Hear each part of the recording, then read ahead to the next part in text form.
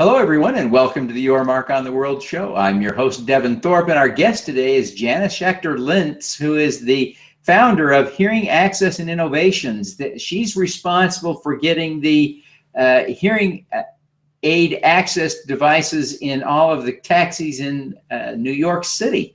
So, Janice, welcome to the show. We're thrilled to have you. Thank you so much for having me. I appreciate the opportunity. Tell us just quickly the story of how you got the devices in the taxis. Well, when I guess starting with my daughter has a hearing loss, and when she was diagnosed with a hearing loss, I was immediately told everything she couldn't do rather than what she could do. And I was unwilling to be part of what I call this parade of misfit toys. So I decided it was easier to change the world than to change me. And my family are big travelers, and so we travel around the world, and when we do, I saw bits and pieces of access in certain countries, but not in other countries, and there was no consistency or rhyme or reason for why one country had access in its taxis like the United Kingdom, and yet New York did not. But then one country would have a different type of access. So when I saw it in the taxis in London, I thought, why not New York? And so I contacted the Royal, then known as the Royal National Institute for the Deaf, now known as Action on Hearing Loss.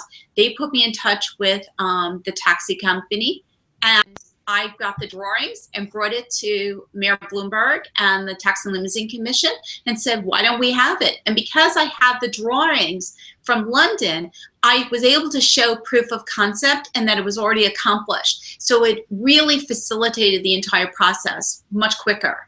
Yeah, that's it still took 9 years. Well, you gave us 3 great tips for changing the world. And the first tip you gave was don't be afraid to ask for what you need. Tell us about how you've employed that. I think most people are afraid to ask what they need. Now, in my case, it was much easier because it's for my daughter. So it's not about me, but for my child. And who could fault a parent for asking what their child needs? But I have found consistently that people are afraid to speak up.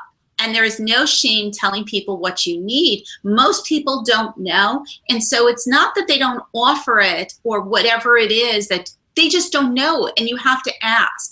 So I routinely contact museums, theaters, corporations, government agencies, and tell them the access that my daughter needs, and then explain it to them very clearly. So it's not a rant or a whine, but it's here's how to do it. Because ranting and whining is irritating, but explaining specifically what you need and clearly and making it as turnkey as possible, that provides them an easy to accomplish solution.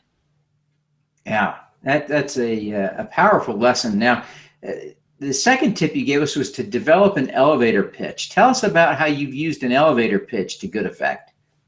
Well, everybody wants to know what do you do, and they want it succinctly because nobody wants to listen. They're overloaded. We are all way too busy. So you have to explain to somebody what your problem is in a soundbite, as short and sweet as possible.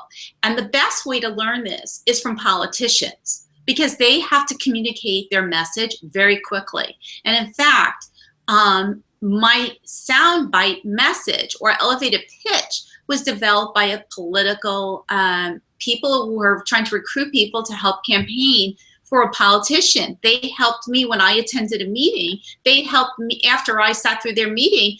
I said, okay, that's great. Now can you help me with mine? And they were happy to assist me.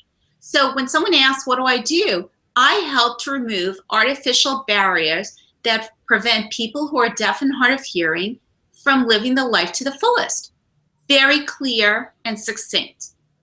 And I think people, that's the most important thing, is make it as short and snappy as possible. That's interesting. I really appreciate you sharing that insight. Now, your third tip was to leverage your success. And that really is a novel idea, but I think a powerful one. How have you done that? Well, when you have no budget, you have to really understand how to be successful with no money.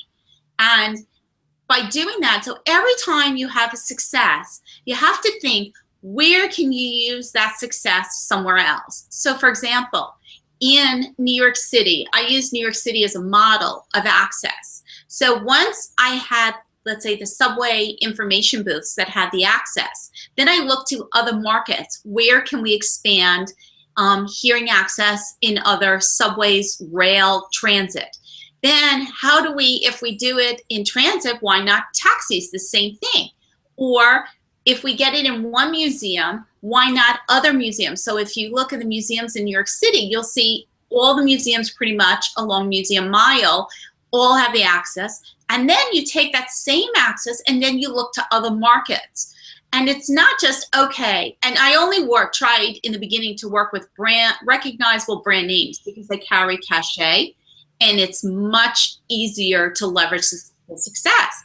But if you work, for example, at Lincoln Center, then you can work with another opera house. And so I did. I worked with the Starvinos Foundation, and the new opera house in Athens will have the same hearing access because we're already starting to accomplish this in New York City. And then the same, if you look at the Museum of Natural History, and the New York Historical Society, we were able to leverage that success in Pittsburgh at the Heinz History Museum. So you can take one market and leverage it. So you can go across, let's say, the category, let's say museums, or specifically, for example, for, in this case, history museums, natural history, you can look markets. And, you know, you're creative. So, for example, if you work, you know, it could be amusement parks, it could be one country to another country. So I've worked, when I've seen access in Boots Pharmacy in London, I then contacted one of their subsidiaries, Walgreens, and said, okay, if you've got it in London, why not here in the United States for Walgreens or Duane Reade? And that's how we accomplish the access. It's by always looking, what does this mean and how can you spread it? And looking multiple categories, because you want to make each bang get a lot of bang for your buck. Yeah, great tips. Now, I want to just tap into your personal insights for a minute, Janice. You've obviously become quite a role model to a lot of people, especially in the deaf community. But tell us who you look up to. Who inspires you? I actually look to a lot of people. I call it the marketplace of basket of ideas. I don't have just one person. I look because within, in fact, I wrote an article about this. There isn't a great leader in the disability community. There hasn't been someone like a Nelson Mandela because the disabilities are fragmented and there just hasn't been anyone because of barriers. So I look to incredible leaders like Nelson Mandela. I look to Martin Luther King. So I'll look at Harvey Milk. I will look at other civil rights issues and see what are they doing unbelievably and how can I use it in my own life. So for example, Congressman Lewis, who was one of the leaders in the Selma March, he told me, you have to make people uncomfortable. So sometimes that's what I do. Or I look to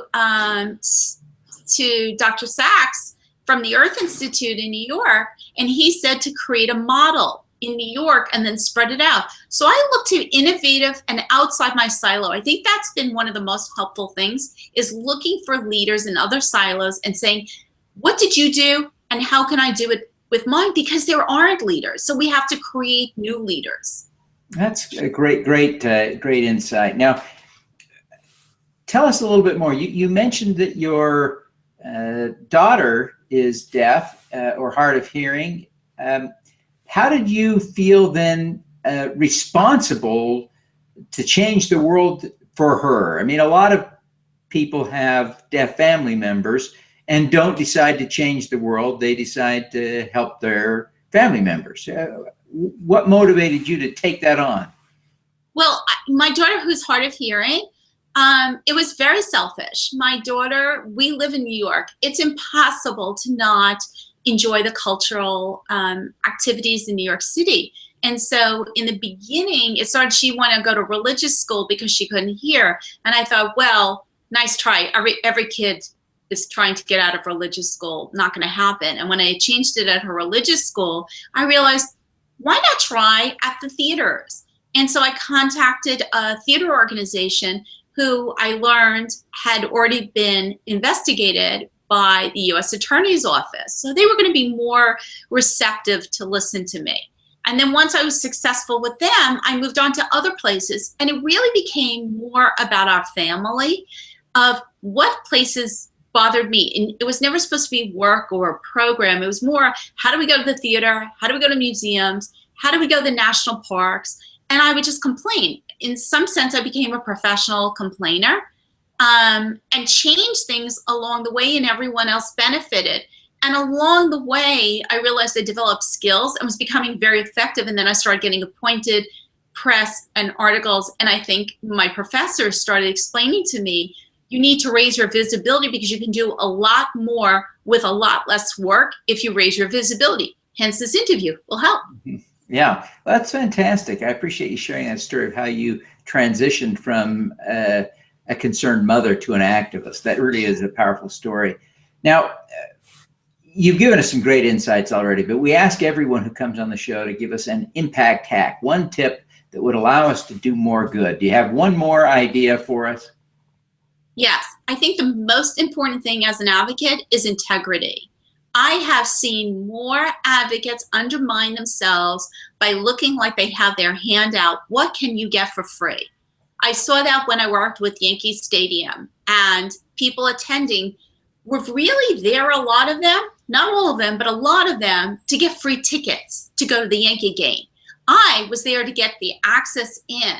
And because I wouldn't accept a free ticket when I was working as an advocate, I ended up getting more done for that, let's say, $100 ticket because I turned down the free.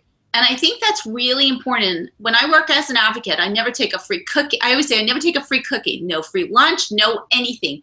You cannot give me anything because it would undermine my integrity. I need to be able to speak out, and people need to rely on what I'm saying is accurate and not swayed by what I'm getting for free. And I think that simple little thing has really, people know you cannot buy me, you cannot own me. And because there's no money coming to me on my advocacy, I can't be fired. So I speak the truth. And as long as you speak the truth and accurately, you can get a lot more done. And I think most people overlook that because they are looking for the free. Yeah, I hear that. I hear that. Great, great insights.